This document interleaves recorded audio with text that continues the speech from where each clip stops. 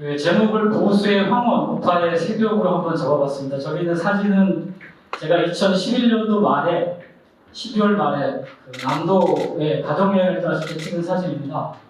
왼쪽에 있는 사진은 순천만에서 12월 말에 찍은 사진이고요.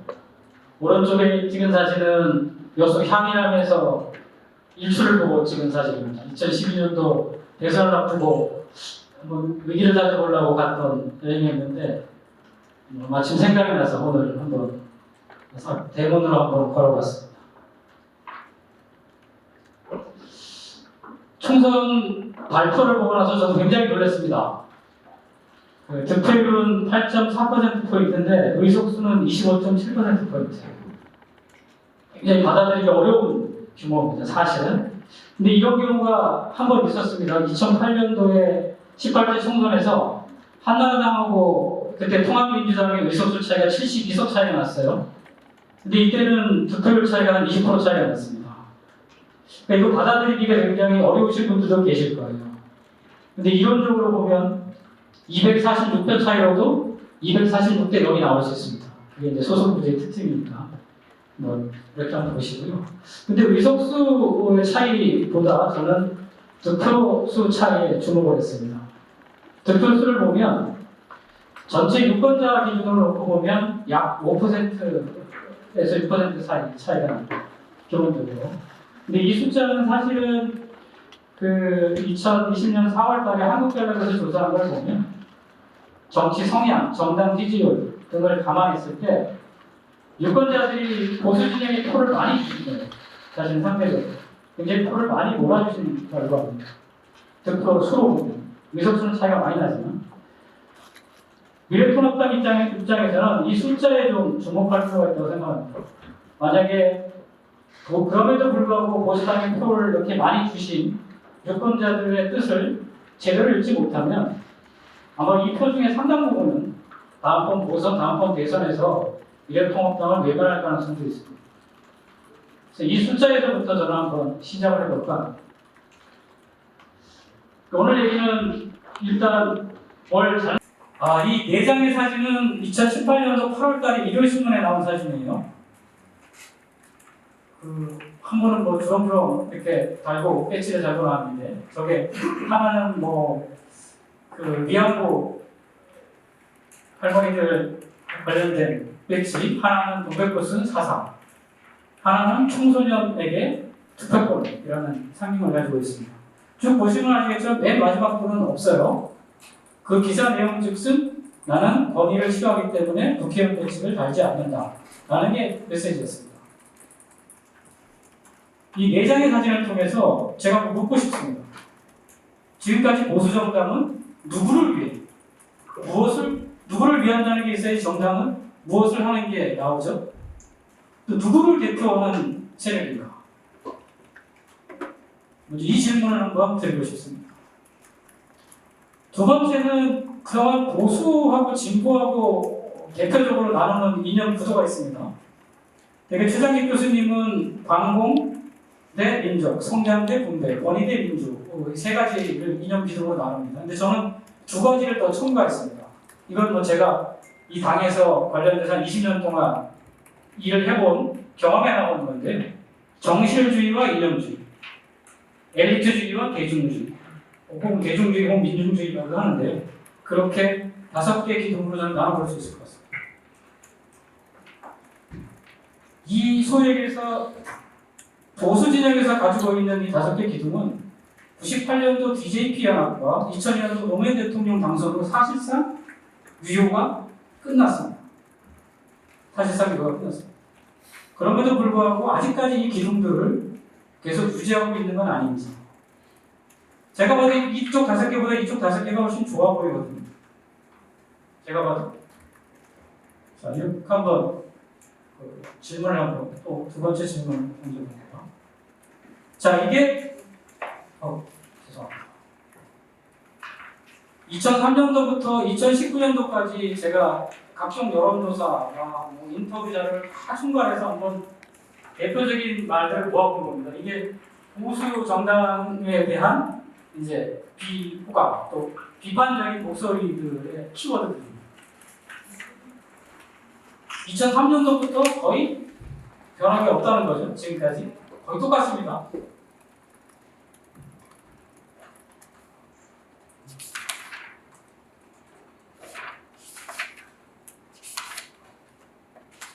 (2004년도) 3월달이면 그 소위 얘기해서 이제 차떼기 정당 그다음에 탄핵 관련해가지고 보수 정당이 최악의 상황에 직면할 겁니다. 그때 지지율이 17.8%입니다. 공교롭게도 5월 첫째 주 지지율이 17%입니다.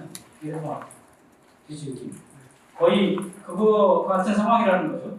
근데 당시에 한나라당은 2년 만에 회복을 했어요. 2년 만에 간판 떼고 춤막 치고 생쇼를 했죠. 수백억 나라에 헌납하고 막 그러면서 보통 일은 아니에요. 2년 만에 회복했다는 건 보통 일은 아니에요. 사실은. 자, 지금 현재 2012년도부터 20년까지 보면 2016년도에 드라마틱한 상황이 벌어집니다. 드라마틱한 상황. 이 현상은 쉽게 얘기하면 40대와 50대까지 지지선이 붕괴되면서 생기는 현상입니다. 보시면 아시겠지만 2016년도 그러니까 탄핵 이후인 17년도가 아니라 17년도 4월 달에 이미 40대는 붕괴됩니다. 이후에 회복이 안 됩니다. 17년도 현상이 아니에요. 16년도 4월 달인데 이게 16년도 총선 때 벌어진 일입니다. 자, 2016년도 11월 달 되면 50대까지 붕괴됩니다. 50대까지. 사실상 50대, 60대, 그러니까 40대까지를 어느 정도 해야 지지율에서 한 30% 중반대 이상을 차지할 수 있습니다. 근데 50대까지 무너지면 이건 거의 20%가 무너지는 거예요. 지금 현재 그런 상황에 처해 있는 거죠, 쉽게 얘기하면. 그러니까 50까지 무너지면 사실상 보수정당은 지금까지 패턴으로 봐서 소수정당으로 전락할 수밖에 없습니다.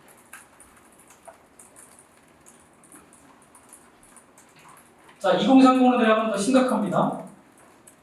한국갤럽 조사에서 이게 2012년도부터 19년, 20년 4월달까지니까 제가 보니까 100개월이에요. 100개월 동안 30대 앞선 경우가 딱 한 번 있어요. 딱 한 번. 20대는 그래도 다행히 7분 정도 있더라고요. 근데 딱 이건 2013년도입니다. 대선 직후니까 여권이 이제 좀 힘을 발휘할 때죠. 또 주목할 점은 20대에서 이 남녀 갭이 너무 큽니다. 20대 남자하고 여자하고 20대 여자는 거의 쳐다보질 않아요. 30대는 그래도 남녀가 좀 비슷한데 20대 여자분들은 이 보수당을 쳐다보질 않습니다. 왜 그런지는 저도 잘 모르죠. 이거 가서 직접 알아보셔야 돼요. 이 갭이라는 거에 근본적으로 주목을 해보셔야 될 것 같습니다. 자, 또 한 가지는 요즘 이제 바른정당이나 이제 새로운 보수를 한번 해보셨던 17년도부터 19년이니까 3년 동안 하셨잖아요. 근데 나가서 새로운 보수를 한번 지향해봤는데 성공하지 못했어요. 근데 성공 못한 겁니다, 이거. 오히려 내려가 이건 그냥 데이터니까. 나가서 성공하지 못했어요. 근데 그럼 이분들도 아주 통렬한 반성이 필요해요. 왜 실패했는지. 지금 남 얘기할 때가 아니에요. 서로가 각자 지금 걸어온 게 3년 동안 각자 길을 걸어와 봤어요. 근데 둘 다 실패했어요. 네가 많이 실패했지 내가 많이 실패할 때가 아니에요. 그럼 망합니다. 둘 다 반성해야죠. 네. 같이 반성. 누가 더 청결하게 반성하느냐가 중요할지도 모릅니다.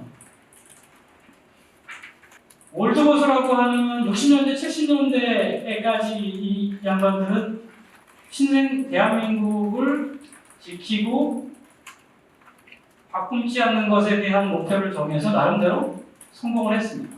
우여곡절 끝에. 근데 그 이후에 나타난 소위 그 바톤을 이어가던 새로운 보수들은 유동하긴 했지만 부패했어요.